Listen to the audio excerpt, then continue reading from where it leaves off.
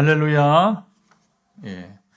오늘도 168차 말씀 치유집회 오신 여러분들을 환영합니다. 벌써 168차에 이르고요. 그래서 이제 우리가 화요일 날 주로 정착을 했는데 사정에 따라서 이제 또 할 수 있으면 움직이지 않는 게 좋은데 또 오늘은 또 하루 당겨서 함께 하게 되었습니다.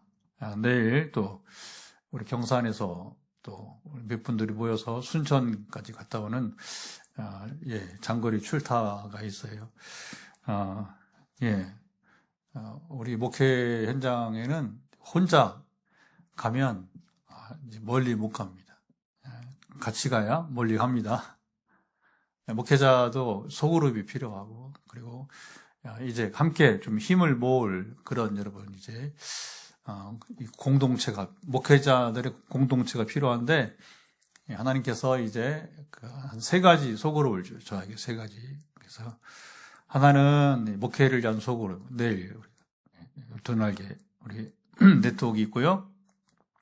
그 다음에 지난번에 우리 또 부득이 또 금요기대를 처음으로 한번 목요일 당겨서 했는데, 우리 한국교 개혁을 위해서 함께하는 액트나우라고 하는 이제 소그룹이 있고, 또 저 개인적으로만 만나는 이제 목요일 아침에 만나는 우리 말씀 공동체, 이것은 주일 설교를 준비하는 소그룹이 되게 됩니다. 그래서 저의 이제 60대 목회를 해가는데 원동력이 되고요. 원동력이. 그래서 그런 제가 몸은 하나고 또 이걸 또 누가 대신할 수가 없어요.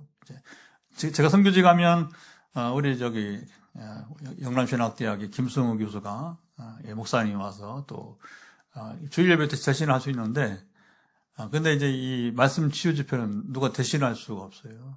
왜냐하면 그냥 예배하는 시간이 아니니까 도전을 우리가 하나님께 받은 음성을 통해서 그것을 나누고, 도전을 통해서 또 현장에서도 안수기도 하고, 또 끝나고 우리 또 전화기도를 이어져야 되니까 이건 뭐 누가 대신할 수가 없습니다.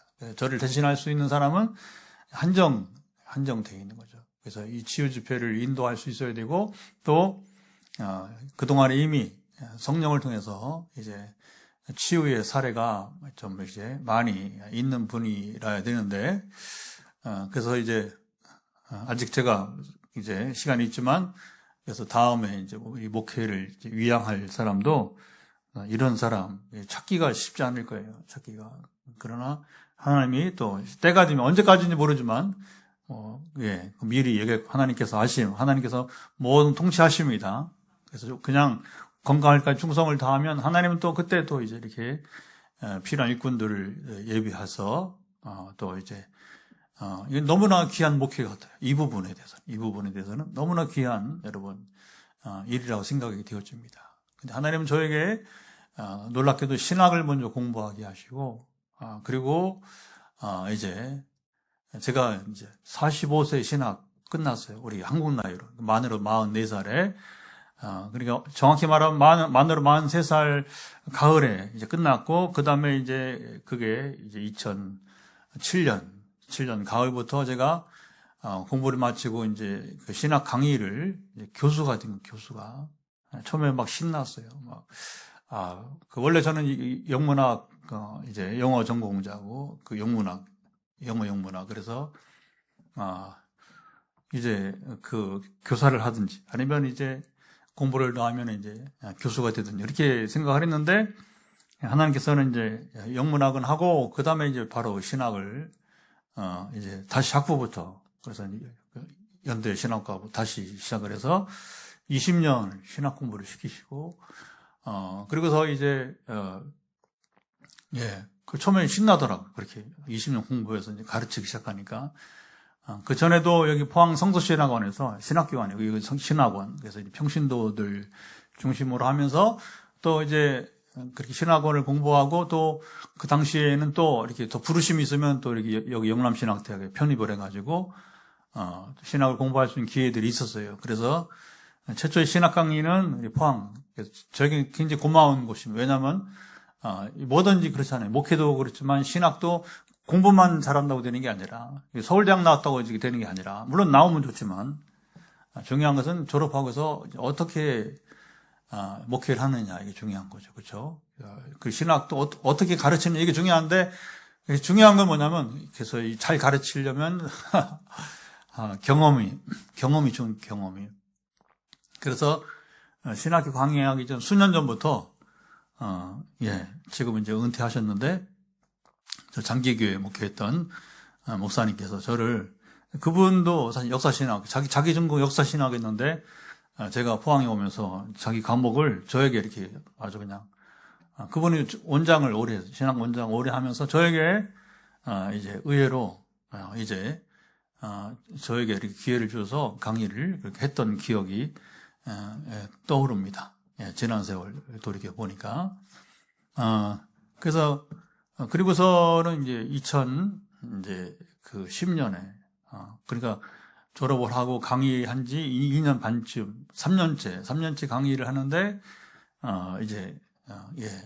2010년 봄에, 성령이 임하신 거예요. 그래서 방언으로 시작해서, 제 인생에 완전히 송두리째, 이제 뒤바뀌는, 그러나 뒤바뀐다기보다는, 원래 있어야 했던 것을 다시 무기가 하나 더 이제 생기게 된 거죠. 이론적인 목회나 그리고 이제 신학, 그건 상당히 오랜 시간 경험을 했는데, 그러나 이제 성령을 통해서 역사하시는 하나님을 교인들과 함께 경험하고 증거하고, 그것을 또 이제 하나님이 또 바로 2012년부터 선교지 신학대학에 가서 이제 교회 내에서도 역사하고, 또 이제 초유의 선교지 신학대학 순회사역이라고 하는, 아직 저와 같이 이렇게 사역한 사람은 못 봤어요. 이렇게 계속. 그게 이제 그만큼 이제 일단 어렵다는 거죠. 아무나 할 수 없고, 일단은 이게 면허증이 있어야 돼요, 면허증. 가르치려면 면허증이 있어야 하잖아요, 면허증이. 그러니까 이제 학위가 있어야 되고, 그리고 또 가는 곳마다 또 제가 그렇게 경험을 했기 때문에, 학문만 갖고 안 된다. 그러니까 우리가 신앙생활도 이제 말씀만 가지고 안 돼. 말씀 아무리 좋아도 성령이 없으면 이게 무용지물이 되는 것이고. 아멘? 말씀 아무리 말씀 중요해도 성령 없으면 무용지물이에요. 말씀은 성령이 함께 할 때 여러분 온전한 말씀이 되는 것입니다. 역할이 이게 같이가 같이. 신학도 아무리 신학 해봤자 성령 없는 신학은 쓸모가 없는 거예요. 쓸모가. 그런데 이제 이게 이제 전에 한번 소개했지만 이 히브리인들의 신학을 그러니까 이제 히브리인들은 철학이 없어요. 철학이 약해요. 그러다 보니까 하나님은 온 세계가 복음을 들어야 되니까 철학을 입어야 됐어요. 이 신앙이 히브리는 신앙, 우리 기독교 신앙이. 그래서 복음이 전파되면서 그 전파되기 전에 하나님은 다 준비했어요. 그래서 히브리어로는 유대인밖에 모르니까 당시에 이제 세계 언어인 그리스어. 그래서 신약 성경부터 아예 그리스어로 이제 헬라어래. 당시 헬라라고 그래요. 헬라. 이게 공식 명칭이에요. 헬라. 그리스가 아니라 이제 그리스 나중에 옛날 본래 그리스 사람들이 쓰던 말은 헬라예요. 헬라. 그래서 제가 전에 이제 불가리아 사역 갔다가 거기 빌립보 쪽에 한번 돌아본다. 데살로니카 또 이렇게 그 선교사님 한번 보여준다고 해서 그래 그리스 땅을 들어갔는데 딱 웰컴 투 헬라. 너무 반갑더라고요.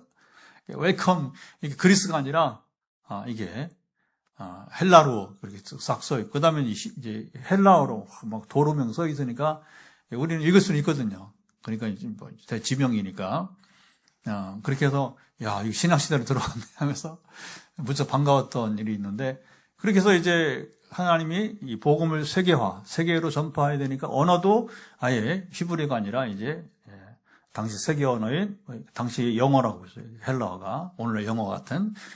그래서 이제 헬라어로 성경을 쓰게 하고 그리고 구약 성경도 헬라어로 번역을 해서 그게 이제 70인역이라 이스라엘 12지파의 대표들이 이제 모여서 이제 6명씩 하면 72명인데, 근데 이제 그걸 72가 아니라 70을 좋아해요. 유대인들이. 그러니까 70인경 해가지고 그 구약 성경이 이제 헬라어로 번역을 해가지고 복음이 전파되는 쓰이고, 그러면서 이거를 학문적인 체계를 갖춰야 되는데 이스라엘의, 그러니까 히브리인들의 철학이 부족하니까 부득이 당시에 세계 최고의 철학이었던, 당시 세계라는 것은 동양이 아니고 이제 유럽이죠. 그래서 그리스 철학을 입어서 신학이 태동되게 되는데 좋은 점도 많아요. 그런데 문제는 뭐냐면 이 헬라 철학의 결정적 약점이 뭐냐면 이분법이라고, 듀얼리즘, 이분법이라서 다 모든 걸 나눠버려요. 그래서 말씀과 성령을 나눠버리고, 이렇게 또 신학과 성령을 나눠버리고, 이렇게 삶과 또 여러분 이제 이론을 나눠버리고, 그 영혼과 육신을 나눠버리고, 그래서 잘못된 신학이 나옵니다. 잘못된 철학이 나오는데 그 중에 하나가 가장 잘못된 패단이 뭐냐면 이제 영혼은 귀하고 몸은 더럽다는 거예요. 잘못된 거예요. 성경적이지 못한 이제 그리스 철학이 그대로 이렇게 수입되어 가지고 이상하게 신학이 되는 경우도 있어요. 그래서 우리가 말씀도 분별을 잘해야 되지만 이제 신학도 분별을 잘해야 돼요. 그래서 이제 어떻게 보면 성령을 통해서, 성령이 지식과 지혜를 줘서 이 성경과 여러분이 이제 이게 하나가 되면 이게 올바른 신앙이 되는 것이고, 성경과 여러분이 이제 부합하는 것은 올바른 신학과 올바른 신앙이 되는 것이고, 할렐루야. 그래서 어렵질 않아요. 이 분별이라는 게 생각보다 어렵질 않아요. 또 물론 이제 요즘은 AI가 있으니까 그게 다는 아니지만 상당히 우리 시간 절약을 해줍니다. 오늘도 제가 기도하면서 각 사람들 메시지를 보내면서 이제 이 생각이 맞는지, 하나님 주신 이 맞는지, 메시지가 맞는지를 확인해야 되니까 하나님 지식을 주시고 부득이 그 지혜 분별을 이제 제가 어떤 영양사가 음식에 여러분 이제 효능을 분별하는 영양사가 아니고 또 제가 의사가 아니니까, 그러니까 이제 이렇게 물론 때로는 의사에게 물어보기도 하지만 그래서 이제 AI가 도움이 돼가서 제가 그 내용을 캡처해서 이러이러한 경우에 이것이 어떤가 이렇게 솔직하게 묻고, 그리고 그 답을 제가 이렇게 캡처해서 이렇게 여러분 기도 메시지와 함께 전달을 하게 되는 것이고, 재밌습니다. 이런 일들이 아주 재미가 있어요.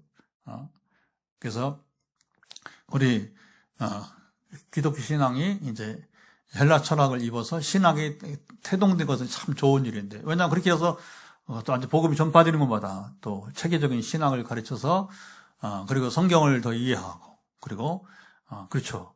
그래야 이제 이 기독교 신앙이 자리를 잡아가는 그런 거였던 것이죠. 그런 결정적 약점 가운데 하나가 바로 이분법이다. 그래서 아까 몸과 영혼을 이렇게 분리하고 말씀과 성령을 구분하고 신학과 이렇게 성령 구분. 그러니까 제가 그 신학을 공부할 때도 연세대학교나 여러분 장로 신학대학원이나 다 이게 이성 중심.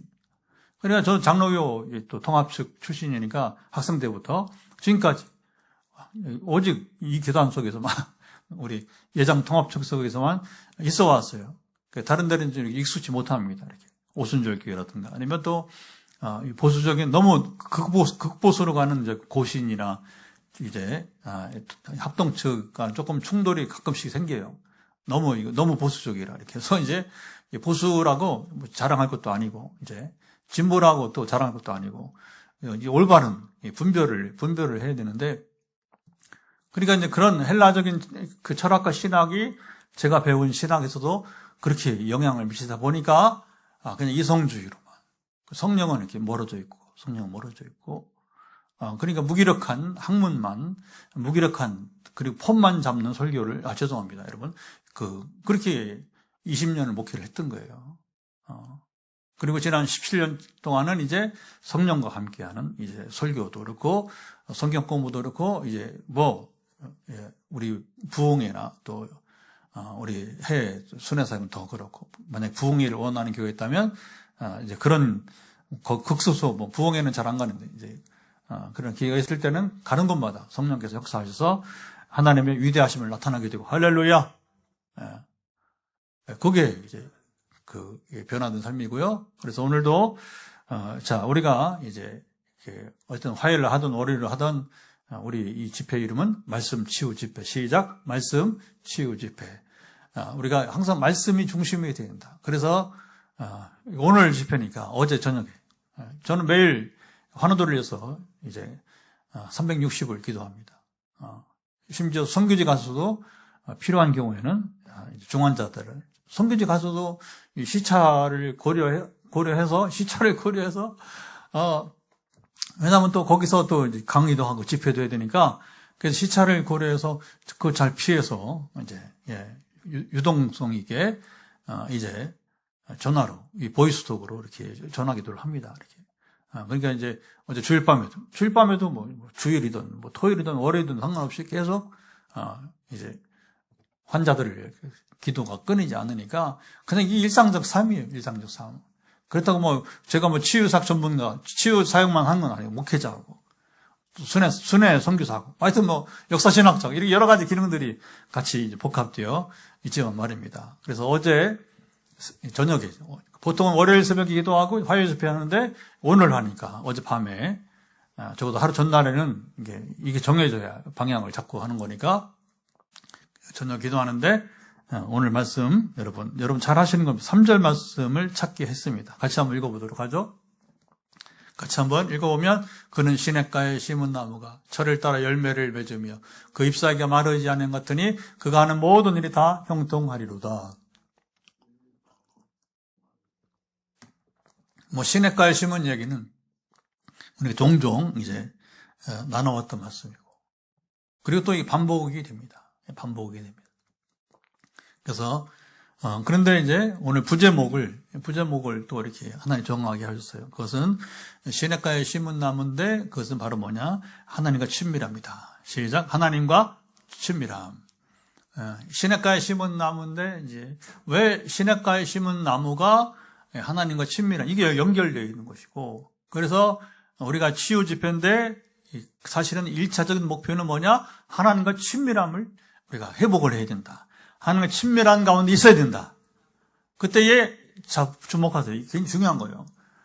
우리가 여러분 아무나 아버지 한다고 하나님 아버지가 여러분 들으시는 게 아니고 잘 들으세요. 친밀한 자녀라야 자녀가 친밀하지 않은 자녀가 있습니다, 여러분. 이거 우리가, 그냥 똑같은 자녀가 아니라고 하는 거예요. 자, 이제, 우리 육신의 자녀들도 똑같은 자녀가 아닙니다, 여러분. 신뢰가 많이 차이 나요. 여러분, 야곱이 12아들이 있었잖아요, 12아들이. 그런데 왜 유독 창세기 37장, 우리 전에 나눈 적이 있어요. 우리 168회 가운데 한번 나눈 적이 있어요. 야곱 이야기 하면서 특별히 왜 그가, 여러분 이제 요셉을 그렇게 신뢰했는지. 차이가 나니까. 그래서 이제 그때 우리가 나눌 때, 요셉의 얘기 시작이 37장이 시작이 되는데, 근데 그 앞에 큰형, 첫 번째 르우벤 얘기가 나옵니다. 소모하고 간통을 해요. 자, 이 야곱이 아들들을 왜 신뢰 안 했는가? 이 정도였어요.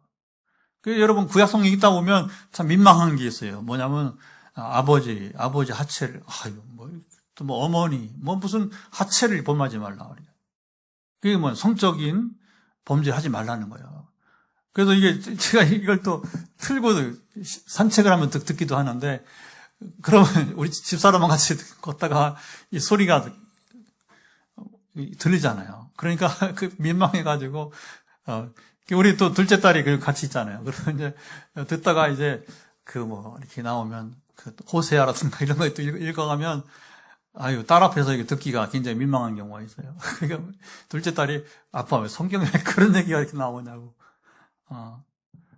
성경에 그런 얘기 나오는 게 많아요. 그래서 성경이 사람이 역사에 살면서 이렇게 악인이다. 저도 오늘을 살면서 여러분 예언자적으로 사역을 하면서 실제로 때로는 어떤 날은 악인이라고 제가 법적으로 걸어도 괜찮아요. 때로는 과감하게 악인이라고 표기를 합니다. 뭐 악인이니까 악인이지 뭐라고 여기서. 그러니까 성경에는 그런 여러분 여러 다양한 죄인들, 악인들의 역사 이야기가 있어요. 근데 그걸 조금도 여러분 감하지 않고 성경은 아브라함이라도 믿음의 조상이라 할지라도 과감하게 그것을 공개합니다. 다윗의 성군 여러분 다윗 왕국 해도 다윗의 실수도 과감하게 여러분 거기에 솔로몬 2번이나 하나님의 명령을 거부했다고 하는 거예요. 우상 숭배하지 마라. 2번이나 11개 11장에 나오잖아요. 성경 예의가 없습니다. 누가 가차없이 다 걸려드는 거예요. 걸려드는 거. 그리고 성경이에요. 성경. 여러분 세상은 가리잖아요. 치부를 가리고 그렇죠. 그리고 좋은 점만 위대한 것만 이렇게 지금도 선거철이니까 오늘은 또 이 당에 내일은 저 당에서 막 그렇게 약점을 막 들춰냈잖아요. 그렇죠? 들춰내잖아요. 늘 나오는 게 학력 문제라든가 그렇죠? 또 재산 문제라든가 이런 문제를 계속 지금도 보면 막 이제 이렇게 서로 우리 당 주요 당이 그러니까 세 개 당이 있다. 또 뒤에 있지만 사실 뒤에 당이 약하니까 보통 세 개 당이 있다 그러면 3개 당이 이게 서로 막 이렇게 치고받으면서 치부를 드러내려고 하잖아요. 그렇죠? 근데 자기들 스스로는 치부를 누가 드러냅니까? 성경은 하나님 나라 운동하는, 하나님 나라를 세워가는 여러분 성경에는 그게 누구도 여러분 죄가 없어요. 모두가 그래서 모든 사람의 죄를 범하였으며 하나님 영광 이르지 못하였더니 다시 한번 모든 사람이 죄를 범하였으며 하나님 영광에 그걸 역사는 성경은 그걸 증언하게 되게 되는 거죠. 그 다음에 야곱이 12아들 가운데 그래도 신뢰했던 사람이 유다인데 여러분 38장에 요셉의 이야기가 시작됐다가 그 다음에 본격적으로 요셉이 이제 그 형들에 팔려서 또 이제 애굽으로 가잖아요. 그래서 이제 보디발 집의 이야기가 나오는데 그 전에 중간에 뭐가 누구에게 나오냐면 유다에게 유다 38장이 아주 길게 나옵니다. 이거 더 말하기가 어려워요. 그 유다가 아내를 상처를 하고 그러니까 이제 젊었는지 이렇게 성욕이 이제 못지않고 창녀를 찾다가 근데 그걸 알고 며느리가 또 찾아가요. 시아버지를. 야, 이게 도대체 어떻게 말을 해야 돼, 이걸. 어떻게. 유다가 좀 낫다고 생각했는데, 유다가 결국은 며느리와 관계를 하고, 쌍둥이를 낳아요. 물론, 이제 그걸 얼굴을 모르고, 이제, 그랬다고 하긴 하지만, 이게 야곱의 아들들. 또 나중에 보면 여러분 아시지만, 그 야곱의 아들들이 뭐였어요? 그래서 야곱의 아들들이 딸 디나가 또 이렇게 이렇게 혼자 나갔다가, 그 이방인에게 또 이렇게 요즘 말하면 이제 성추행을 당하게 되고 그러면서 이제 그 아들들이 야곱의 아들들이 이제 이제 보복을 한다고 여러분 두 아들이 나가서 이제 속이고 할례를 받으면 우리 여동생을 너희 시집 보내겠다. 그 저쪽에서는 막 이제 하몰 세겜성 사람들이 당신들이 원하는 모든 패물을 다 준비할 테니까 딸만 달라. 우리 아들이 연연하니까. 그러니까 근데 이제 시몬하고 두 아들이 이제 연합해가지고 그게 야곱의 아들들이에요. 속이는 자, 야곱처럼 아들들 속이는 자, 무참하게 여러분 세겜성 남자들을 다 죽여버리고. 물론 딸이 그렇게 이제 당한 것은 얼마나 가슴이 아프냐. 그러나 그것을 이제 여러분 모세는 눈은 눈으로, 이는 이로. 가령 이걸 동태복수법이라고 하는데, 그런데 야곱의 두 아들은 이제 여러분 그것을 이제 같은 것으로 이렇게 같은 값으로 이렇게 보복하지 않고 비교할 수 없이 너무나 큰 피를 흘리면서 보복을 했다는 거예요. 그러면 여러분이 그 12아들의 아버지라 엄마라고 생각을 해보세요. 누구를 신뢰하겠어요? 유일하게 하나님을 경외하고 여러분이 정직하게 살고 그러니까 형들의 이런 것들을 아버지한테 알려주시잖아요. 여러분 이것이 어린 나이에 그냥 이렇게 해석해버리면 설교하지 마세요. 성경 보면 이렇게 큰일 납니다. 여러분 요셉이 나이가 왜 어려요? 17살인데 17살이 왜 어려? 그 당시에. 17살이면 다 여러분 이제 성인식이 지났어요. 결혼할 수도 있었어요. 애가 있을 수도 있어요. 정직한 거지. 우리 형들이 저런 사람들이야? 아까 유다였겠지만 요셉을 죽이지 않고 여러분 팔아서 애굽의 노예로 보내는데 누가 했는지 아세요? 유다가 제안한 거예요. 유다가. 그 유다예요, 유다. 그걸 만약 아버지가 알았다고 생각을 해보세요, 한번. 루벤 일은 뭐 아버지가 알았고. 이제 유다의 또 그 얘기는 그건 뭐 이제 또 그 다음 세대 얘기니까, 야곱에게 부담이 됐지만 그래도 뭐 그렇다 하더라도. 유다가 여러분 지 동생 팔았다고 생각해보세요. 아버지가 저놈 시켜주고. 이거 완전 원수되고 용서할 수 없는 여러분 상황이 되잖아요. 그렇죠? 우리가 보세요. 하나님과 하나님의 자녀로서 친밀함은 마치 우리가 그리스 생각하면 야곱이 12아들들을 대할 때에 누구는 신뢰하고 이게 여러분 이거 너무 쉬운 거예요. 너무 쉬운 거예요. 저도 3남매를 키우면서 이렇게 공개적으로 얘기하기 힘들지만 어떤 부분은 이게 좀 낫고 이게 또 다 인정하기는 어려워요. 또 이건 또 누가 좀 낫고 이렇게 그게 3인 3색이죠. 3남매니까 3인 3색. 다 똑같지 않다. 그러면 오늘 시편이 말하는 하나님과 친밀한 어떤 사람이 하나님과 친밀하냐? 어떻게 하나님이 더 신뢰하는 야곱이 요셉을 신뢰했던 것처럼 하나님 신뢰받는 자녀가 될 수 있는가 했을 때에 1절 2절에 먼저 보면 이게 다 나옵니다. 여기서 갈라지는 거예요. 1절 2절에 두 절 말씀을 같이 읽어보면 복 있는 사람은 악인들의 길을 따르지 아니하며 죄인들의 길에 서지 아니하며 오만한 자들의 자리에 앉지 아니하고 오직 여호와 율법을 즐거워하여 그 율법을 주야로 묵상하는도다. 여기 복 있는 사람이라고 표기를 하면서 시작을 하고요. 그리고 반대되는 사람을 악인들이라 이렇게 앞에 악인과 반대해서 의인들이라 하지 않고 복 있는 자라고 표현하고 그리고 이제 반대되는 사람들을 악인들이라 이렇게 표현하게 됩니다. 그리고 거기에 동의어로서 죄인들, 악인이 죄인들이죠, 그렇죠? 그리고 그들은 오만한 자. 그러니까 이제 복 있는 사람은 악인도 아니요, 죄인도 아니고 오만하지 않는 자다 하는 거죠.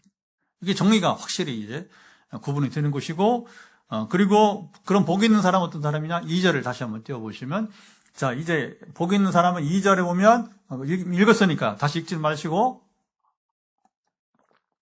복 있는 사람은 여호와 율법, 하나님 말씀을 즐거워하며 그 율법을 주야로 묵상하는 도다. 다시 말하면 이제 됐습니다. 말씀을 주야로 24시간 365일 하루도 빠짐없이 말씀을 묵상한다는 거예요. 되새긴다는 거예요. 내 마음에 말씀을 읽고 속에서 우리가 이제 이렇게 생각을 하고 그리고 내가 이 말씀을 따라 살아가야지 하는 그 묵상의 목적은 뭐냐면 잘 들어보세요. 묵상의 목적은 하나님의 음성을 듣는 겁니다. 여러분 성경을 새벽마다 묵상하십니까? 큐티라고 하는데 근데 저는 이제 오늘도 어제까지 이제 원래는 이번 주 수요일 날이 이제 그 5주 성경 통독 마치는 날이에요. 내일 모레. 그런데 이번에는 그리 바쁘지 않았는지 3일이나 땡겨서 이제 어제 5주차 이제 5주인데 3일을 땡겨서 어제 통독을 마치게 되었어요. 근데 저도 사실은 아까 뭐 신학 공부한 얘기도 그 신학 교수이기도 하고 하지만 성경 읽기를 그렇게 즐겨하지 않았어요. 묵상을 그렇게 기뻐하지 않았어요. 죄송합니다. 저의 부끄러운 과거입니다. 그러니까 가끔 제가 이렇게 이제 성령의 사람, 성령 얘기를 하면 이제 우리 목사님들은 이 얘기가 안 돼요. 이런 얘기를 전혀 하지 않습니다.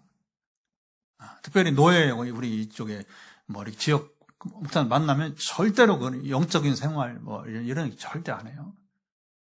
그냥 가장 기본적인 그 관계만 맺기 밥 먹고 얘기하는 거지. 부담스럽게 그런 밖에 얘기를 하질 않습니다. 왜냐하면 그리 살지 않기 때문에 그런 거예요. 이게 오늘날 목회자의 현실이에요. 제가 고발합니다. 저도 그렇게 살았으니까. 2009년까지, 2010년 봄까지는 그렇게 살았어요. 그러니까 제가 한 2010년부터 17년째 막 이렇게 되게 압니다. 되게 알아요. 노예 가면, 우리 한참 후배들도 우리 교회를 알아요. 제 얼굴도 알고, 그러면 이제 제가 노예 활동을 거의 안 하는데, 거의 노예도 뭐, 절반 안 나가고 그러니까 뭐 이제, 그러면, 빈내리 교회는 치유사역을 하는 교회. 성령 은사가 나타나는 교회. 그 정도는 알아요. 그 정도 알아. 그러면 뭐냐면 누가 이게 좀 삐뚤어진 목사님들이 있어요. 또 한 선배 연합시고 저한테 이렇게 물어요. 그 신목사 성령 하면서 이제 옛날에 우리 중앙교 서임준 목사도 지금 은퇴하셨지만 그 어른도 저한테 한번 그러더라고요. 성령 하면서 희한한 얘기를. 본인도 설교할 때는 한때 성령이 임해서 치유가 대단한 것처럼 딱 한 건 치유 얘기를 하면서 그렇게 막 떠들다가 개인적으로 만나서 성령 하면서 그래서 뭐가 이렇게 달라졌다고요? 아주 막 삐딱하게 아주 여러분 좀 불쾌하게 아주 좀 불편하게 얘기할 때가 있어요. 저는 당당히 말할 수 있어요. 말할 수 있어요. 당신 성령이 임하고서 뭐가 바뀌었느냐. 그 몇 가지가 여러 가지가 있지만 가장 중요한 뭐냐면 말씀을 대하는 자세가 바뀌고 두 번째는 뭐냐면 기도가 바뀌는 거예요. 기도 생활이. 그리고서 이제 저의 성경 통독에서 변하는 여기 2절 말씀을 설명하면서 얘기하는 겁니다.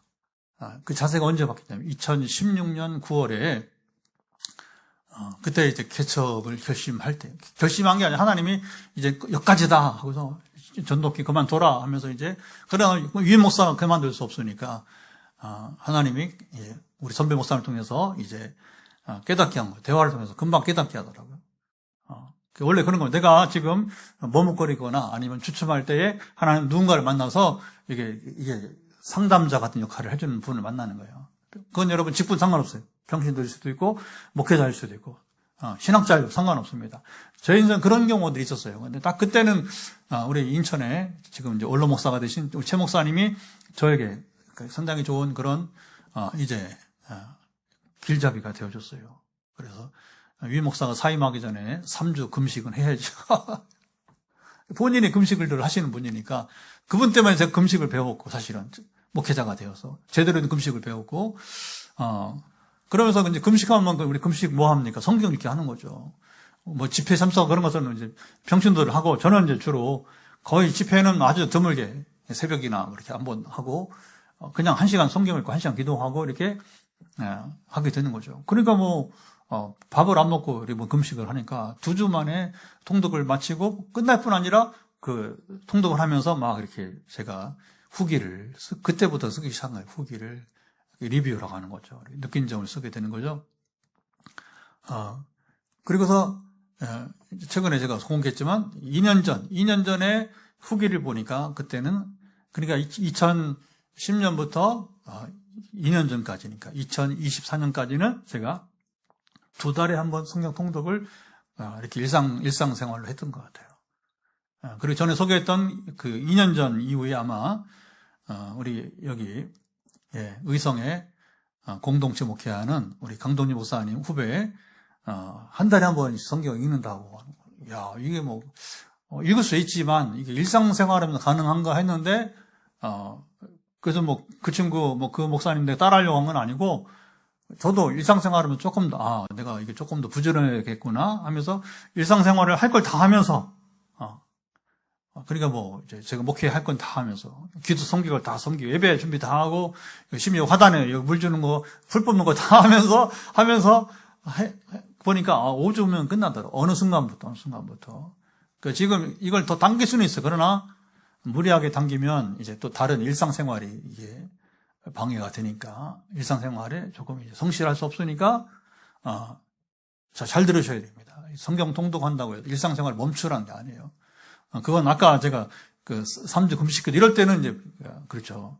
일상생활 못 하는 거죠. 이제 또 금식하고서는 또 몸이 회복이 될 때까지 또 기다려야 되니까 이거 금식 장기 금식 보통 일이 아니에요. 몸도 회복되지만 시간도 막 엄청난 시간이 필요하기 때문에 이게 아무 때나 할 수 있는 건 아니게 되는 것이죠.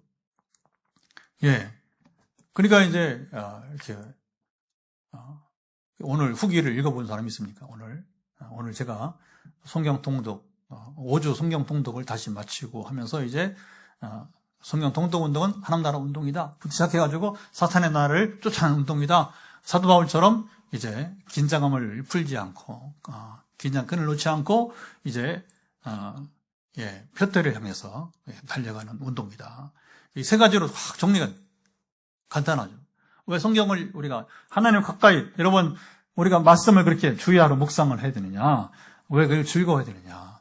우리 인생은 여러분 결국이 뭐냐? 말씀과 함께 하는 삶입니다. 시작. 우리 인생은 말씀과 함께 하는 삶. 근데 말씀은 하나님이시라고 하잖아요. 이 성경 이야기는 하나님 이야기. 이 성경의 여러분이 주인공은 인간이 아니고 하나님이십니다. 할렐루야.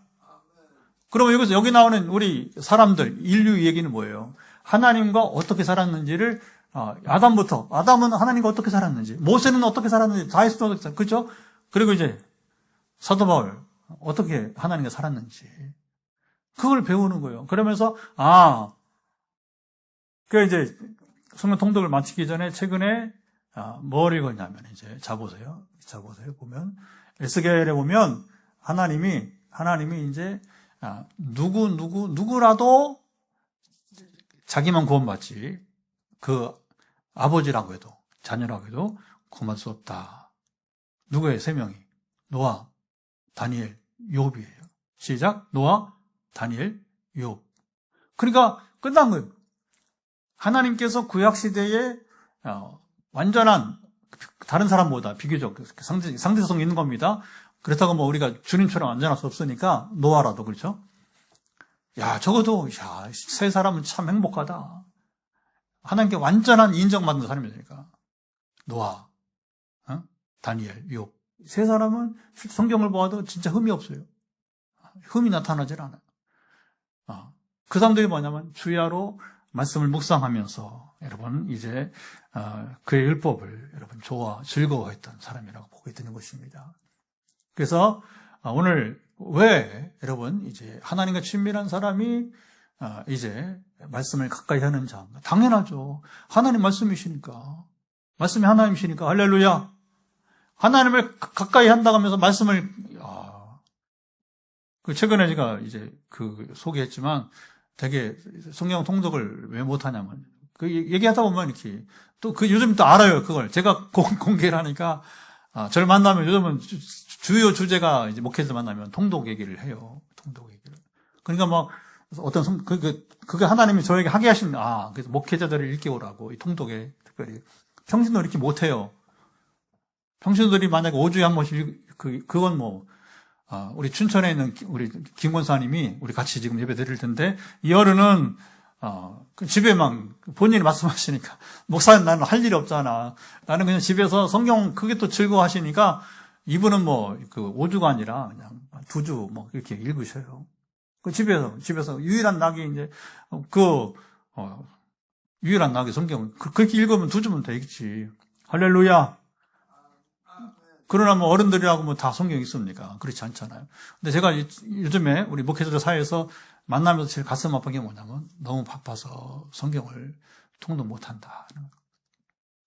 그러면 저는 가치관이 완전 바뀌었기 때문에 일을 줄이더라도 아까 뭐 일상생활을 좀 줄이더라도 말씀을 가까이 할 수 있는 시간을 만들어야 됩니다. 이거 쉽지 않아요. 진정으로 우리가 여러분 결국에 자보세요. 우리가 하나님 앞에 섰을 때에는 우리가 이걸 조심해야 돼. 우리가 어떤 여러분 이제 공로나 물론 공로가 있으면 좋죠.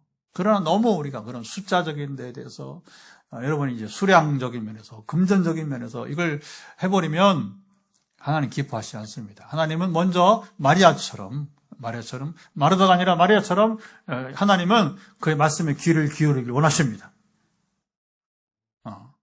우리 김사님 그런 거 너무 잘 하시잖아요. 그죠? 주일날 음식을 준비할 때 너무 거기에 많은 시간을 하면 주일이 즐겁지 못하니까. 그래서 음식은 간소하고,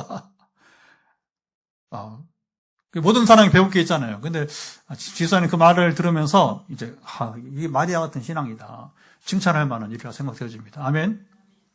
우리가 하나님의 말씀을 먼저 귀하게 여기고 듣고, 그 다음에 여러분, 통독을 왜 하느냐? 다독은 자랑거리가 아니라고 저는 항상 못 박습니다. 오해할까봐. 다독은 자랑할 게 없어. 그 다독 많이 읽어서 뭐하게. 그런데 통독을 왜 하느냐? 이걸 말씀을 읽고 기억을 해야 하나님의 말씀대로 이 땅에서 우리가 순종하니까 그 나라가 이 땅에 이루어지는 것이고, 그러면 그렇게 살다 보니까 금방 사탄의 정체는 드러나거든요. 이걸 경험하면 참 여러분, 이게 말씀을 떠날 수 없는 거예요. 그래서 저는 이제 주기적으로 그런 경험을 하거든요. 귀신이 나타나거든. 이제 사실 나타난다기보다는 제 앞에 자수하는 거예요. 그게 어떻게 되는 거냐면, 성경을 보면 예수님이 나타나시면 귀신들이 여러분 자기를 드러냅니다. 그게 영적인 세계예요. 영적인 힘의 세계라는. 그러니까 제가 잘나서가 아니라 제가 말씀으로 살려고 이렇게 이제 하나님 친밀을 하니까 그걸 사탄이 알아본다는 거예요. 그리고 개척하고서 사실은 여러 도전이 저에게 이제 저를 도전할 사람들이 많았어요. 그런데 아무도 도전하지 않습니다. 제가 누군지 알기 때문에 함부로 저에게 한두 번 잘 못 모르고 저에게 도전한 사람도 있었어요. 그래서 당신이 쉽게 말할 수 있는 사람이 아니다. 잘 들어. 이제 한번 책망을 했어요. 당신이 그렇게 쉽게 함부로 말할 수 있는 사람이 아니다. 학문이나 영성이나 지식이나 인격에서 당신 그렇게 나한테 말할 수 있는 사람이 아니야. 자격을 갖추고 와. 이렇게 한마디 했더니 연락 안 와. 많은 시간이 걸리는 거예요. 물론 지금도 저는 부족합니다. 다 부족하죠. 제가 잘난 게 뭐 있어요. 근데 뭐냐면 뭘 말하고 싶은 거냐면 하나님과 친밀하면 귀신이 더 제일 빨리 알아보더라는 거죠.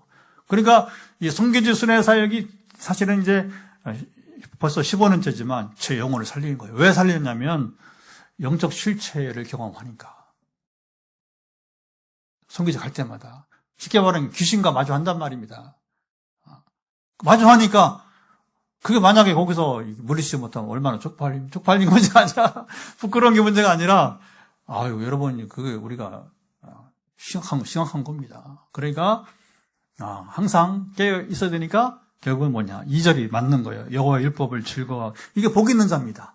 이렇게 살아가고 있는 분이 있으면 여러분 이미 복 있는 자가 되는 것입니다. 그런데 이렇게 살지 못하면 1절에 말한 대로 악인이고, 그리고 거기에 보면 이제 죄인들이고, 오만한 자, 교만한 자. 누가 교만한 겁니까? 하나님의 말씀을 가까이 해야죠. 자기 멋대로 사는 사람이죠. 반드시 그들이 오만하고 교만하고 그다음에 죄의 길을 갈 수밖에 없다는 거죠.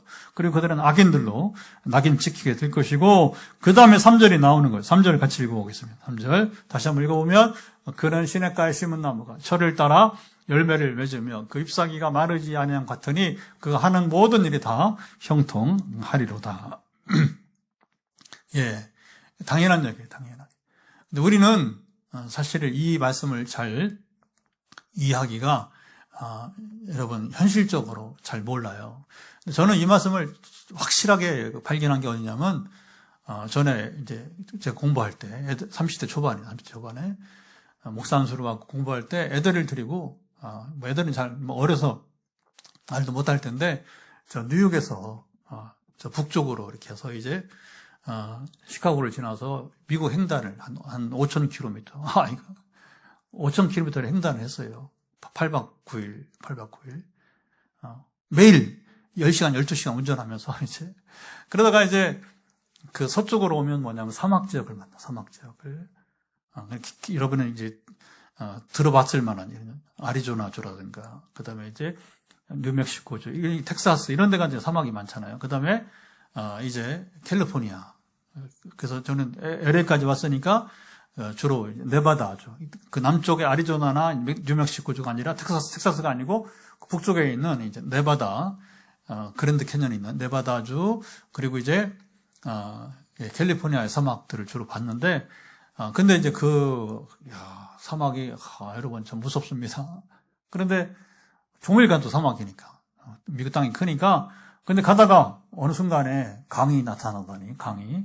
근데 그 강이 어디는 큰 강이 있지만 되게 큰 강도 아니야. 그냥 우리로 말하면 개천 정도 지나가는 강인데, 그 시내죠. 근데 거기에 나무가 보여요, 나무가. 이 3절이 보여요, 3절이. 시편 1편 3절이 거기를 운전하면서 다 그렇게 사막 가다가, 물도 많지도 않아. 정말 시내예요, 시내. 이제, 그래, 거기를 통과할 때, 나무가, 응? 시냇가에만 나무가 있는 거예요, 시냇가에만. 너무 여러분, 당연한 거 아니겠습니까? 사막에 나무가 있어요. 근데 시내가 보이니까 반드시 물이 있는 곳에 나무가 보이더라. 그리고, 시냇가에 심은 나무들은 뭘 하느냐? 철을 따라 열매를 맺고, 잎사귀에 마르지 않은 것 같아. 그리고 의미는 뭐냐? 그가 하는 일이 다 형통하게 될 것이다. 그래서 시냇가에 심은 나무는 물의 근원은, 생수의 근원은 우리가 어제 나눴잖아요. 그렇죠? 성령을 의미하게 되는 것입니다. 생수의 근원은 하나님이 생수의 근원이에요. 성령도 하나님이십니다. 그러니까 이 생수의 근원은 말씀이 생수의 근원이고 예수님이 생수의 근원이고 성령이 그러니까 삼위일체 하나님이 생수의 근원이 되시는 것입니다. 할렐루야. 그러니까 하나님과 가까이 할 때에 마치 여러분 나무가 물에 가까이. 제가 이 화단 참 그것도 감사한 거거든요. 개척하고 나서 제가 그전 농사를 얼마나 싫어했는데 시골에서 어릴 때 나는 농사 못하게 죽어도 못하겠더라. 아버지가 그거 알고 너는 공부나 하라고 큰형한테 보냈어요. 교사하던 형한테. 도시로 보냈어요, 도시로. 6학년 2학기 때. 근데 이제 그 일이 싫었는데, 농사 일이 싫었는데, 이게 50대 초반에 돼서 개척을 하고 보니까 세상에 이제, 벌써 10년 전 얘기예요, 10년 전. 그러니까 개척하고 딱 보니까 세상에 처마 밑에 이게 흙이, 그것도 모래흙이. 그러면서 자원해가지고, 이제 제가 스스로 저 울진에 또 아는 또 가정이 생겨서, 유기농, 그래서 퇴비를 갖다가 쏟아 붓고서, 여러분 이제 하잖아요. 그리고서 이제 여기 건축할 동안 1년만 하지 않고, 그러니까 이제 지금 이제 이번에 10월 되면 10년째인데 교회가, 9년째, 1년은 쉬었죠. 건축한 동안 상가 사례 했었기 때문에 9년째 제가 자발적으로 좋아서 하잖아요. 화단에 운영해서 제일 문제가 뭐냐면 비예요, 비. 물 주는 거. 오늘 비가 온다고 해서 철저히 믿고서 물을 안 줬더니 비가 아직 안 오고 있어요. 내일 종일 온다니까 하루만 더 참아보는 거지. 지금 물을 주면 또 내일 또 오면 또 그러니까. 여러분, 그래요. 이게 화단 하나, 여기 채소, 제대로 채소를 얼마도 유기농을 먹으니까. 그러니까 여러분 이제 이게 물이 없이는 안 되는 거예요. 여기 시냇가라는 것은 물이에요, 물. 그리고 이 물의 근원은 바로 하나님이 되시게 되는 것이고, 그래서 나무는 이제 여러분이 이제 물과 가까이, 사람은 하나님과 가까이. 하나님의 친밀함. 그게 바로 시냇가에 심은 나무가 되는 것이고, 자, 그런데 다시 이제 악인과 의인을 쭉 구분하는데 4, 5, 6절을 그냥 한꺼번에 읽고 정리해 보겠습니다. 같이 읽어보면 악인들은 그렇지 아니함이요 오직 바람에 나는 겨와 같도다. 그러므로 악인들은 심판을 견디지 못하며 죄인들이 의인들의 모임에 들지 못하리로다. 무릇 의인들의 여호와께서 인정하시나 악인들의 길은 망하리로다. 여러분 악인들과 의인들이 이제 교차해서 지금 이렇게 교차해서 의인과 악인을 구분해서 표현하고 있게 됩니다. 그래서 악인들은 누구예요? 죄인들이고 오만한 자, 하나님과 가까이 하지 않는 자들이 말하게 되는 것이고, 그래서 바람에 나는 겨와, 이건 그냥 시류를 따라서 사는 자들이 되는 것이고, 거의 그래요. 여기 조심해야 됩니다. 우리 신앙인은 결코 시류를 따라 살면 안 되는 거예요. 옛날에 우리 어른들이 그랬잖아요. 목에 칼이 들어와도, 이런 말이죠. 목에 칼이 들어와도. 시류를 따라 살아가면 안 되는 거예요. 목에 칼이 들어와도 난 못한다는 거예요. 나는 시류를 따라 살지 않겠다는 것입니다. 더군다나 신앙인들은 절개를 잘 지켜야 돼요. 씨를 따라 살아면 절대 하나님 가까이 할 수 없게 되는 것입니다. 여러분, 세상이 뭐라고 해도 우리는 중심을 붙잡고 반석 위에 서 있어야 됩니다. 아멘. 근데 이게 보통 일이 아니에요. 쉽지 않은 일이라고 하게 되는 것입니다. 그러므로 5절 악인들은 뭐예요? 심판을 견디지 못하며, 뭐예요? 심판을 받게 될 것이다. 죄인들이, 의인들의 모임. 여러분, 죄인들과 의인들이 완전히 분리되어 버리는 거. 이건, 아까 헬라사로 얘기 아니라, 이건 완전히 분리가 돼서, 그래서 예수님도 말씀하시기를 곡식과 쭉종이를 이렇게 불리시고, 그렇죠? 그물뷰. 여러분, 이제 그물로 고기를 잡았는데, 그물뷰가 뭐냐면, 잡은 다음에는 그 고기를 나누는 거죠. 좋은 고기는 이쪽에. 그리고 너무 작다. 그러면 이제 다시 물에다가 다시 살려줘야죠. 그렇죠? 그 다음에 이거 뭐 별 가치가 없는 것들은 그냥 버리는 것이고. 그래서 좋은 고기가 되어야 여러분 선택을 받는 것처럼 우리가 악인들은 결코 선택을 받지 못하게 된다는 것이고, 그리고 의인들의 길은 여호와께서 인정하시고 악인들의 길은 망할 것이다. 그러니까 우리가 복이 있는 자는 바로 이제 의인들이 되는 것이고, 그리고 그들만이 하나님께서 인정하신다. 누가 하나님과 친밀한 자가 되느냐? 복이 있는 자가 되어야 됩니다. 의인들이 되어야 될 것입니다. 그 의인들은 당연히 하나님 말씀, 우리 스스로 의인이 될 수 없어요. 그러나 말씀을 붙들고 적어도 말씀을 따라 살려고 분투하는 자들은 여러분 이제 복이 있는 자가 되는 것입니다. 이게 여러분 흉내를 내면서 시작이 되는 거예요. 흉내를 내면서 시작이 되는 거예요. 하다못해 성경 읽는 것도 아까 제가 얘기했잖아요. 옛날에는 공부는 하고 그냥 이렇게 공부는 하고 책이나 읽고 막 성경을 멀리하고 성경 폰만 잡고 이제 그 설교해도 막 성경 얘기보다 세상 얘기 막 정보를 막 소개하고 심지어 유머도 막 소개하고. 제가 이제 어제 그 문제가 있는 분이 있어서 이제 인천에 정 목사라고 있어요. 이 사람 예배를 제대로 인도하나 하고 들어가 봤어요. 야, 이게 뭐 어떻게 이걸 예배라고 하는지. 그 차라리 뭐 정당 하나 세우지. 야, 그렇다고 내용이 뭐 그것도 뭐 이렇게 귀감이 되는 내용도 없고. 그래서 야, 이게 저 사람이 정말 그 하나님의 이름으로 하나님의 이름을 망령되게 하고 있어요. 충격받았어요. 전에 한번 제가 손현모 목사 하도 말이 나오길래 홈페이지 들어가 봤더니 이건 뭐 국민의힘 전당대회보다 더 열심히 해요. 아주 국민의힘 전당대회보다 더 하더라고요. 이게 교회 아니에요. 정당이지. 뭐 그게 뭐 그것도 수준인 정당이 아니고 아주 이상한 정당이 되어버리는 거예요. 여러분. 정말 무섭습니다. 여러분. 참 이게 그래서 이 폰만 절대 그러면 안 돼요. 여러분, 말씀이 중심이 돼야 되고, 말씀이 우리 삶을 움직이고, 말씀과 함께 우리가 살아가는 거. 그러면 절대 말씀을 묵상하고 순종한 자들은 그렇게 안 해. 절대 그렇게 하지 않아. 왜 어떻게 하나님의 이름을 망령되게 할 수 있습니까? 여러분, 성경을 통독한 사람이, 성경을 읽는 사람이 악인과 함께 할 수 없어요. 여러분, 성경 보면 여호사밧 왕이 이스라엘의 그 3대 왕은 뭐냐면 하나님이 칭찬하고 인정하시는 왕, 누구였어요? 다윗, 히스기야, 요시야. 시작. 다윗, 히스기야, 요시야. 네 번째라고 혹시 이제 추가를 한다면, 1순위가 여호사밧. 참 좋은 사람이에요. 근데 선지자가 책망을 받았어요. 왜 그러냐면, 아합왕과 자녀 결혼을 시켜버렸어.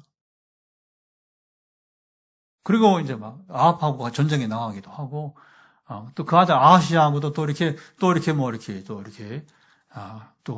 언약을, 계약을 맺고. 그러니까 뭐냐면 선지자가 나타나가지고, 왕이시여. 왕은 왜 하나님이 미워하신 사람과 함께 하느냐는 거예요. 아무나 지지하고 하면 안 돼요. 아무나 여러분 우리가 하면 안 돼요. 여러분. 왜? 자보세요. 하나님이 미워하시는 자와 함께 할 수 없다는 겁니다.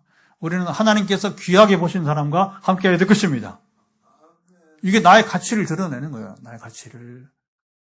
그래서 걱정돼서 사실은 인천에 그 정 목사 한번 들어가 봤어요. 이게 참. 지난번에 그 세계교회 두 번째 충격을 받았어요. 그래서 사람들 많아. 또 사람들 많아. 이런 사람 많다고 그 예배 아니야. 예배. 정당대지 무슨 예배예요. 거기 무슨 찬송은 해요. 그런데 설교 시간에 보면 이게 와, 어떻게 저렇게 목회를 한다고 할 수 있는지 기가 막힌 하나님이 망령되게 제가 그래서 하나님 망령되게 하는 자라고 이제 절대로 벗어나야 돼. 빨리 벗어나야 돼. 그 사람들이 바로 악인들이 되고 죄인들이 되고 왜 하는 짓이 그렇고 하는 짓이 악인과 똑같거든. 죄인과 똑같고 오만한 자와 똑같은 자리에 있기 때문에 분별이 그리 어렵지 않다고 하는 거죠. 자, 이제 우리 기도합니다. 하나님, 우리가 이제 하나님을 믿지만 하나님도 우리를 신뢰할 수 있고 야곱 12아들간 왜 요셉을 신뢰하게 되었는지 오늘 하나님을 신뢰하는 자라 하나님 친밀하게 가까이 하는 자는 누구라고? 시냇가에 심은 나무 말씀을 가까이 하고 그리고 이제 순종하는 자. 주의 아래 묵상 우리가 여러분 통독만 하고 묵상만 하면서 우리 순종하는 자가 되는 것이고 그랬을 때 우리가 구하는 우리의 간절한 지금 치유와 회복이 이루어지이다.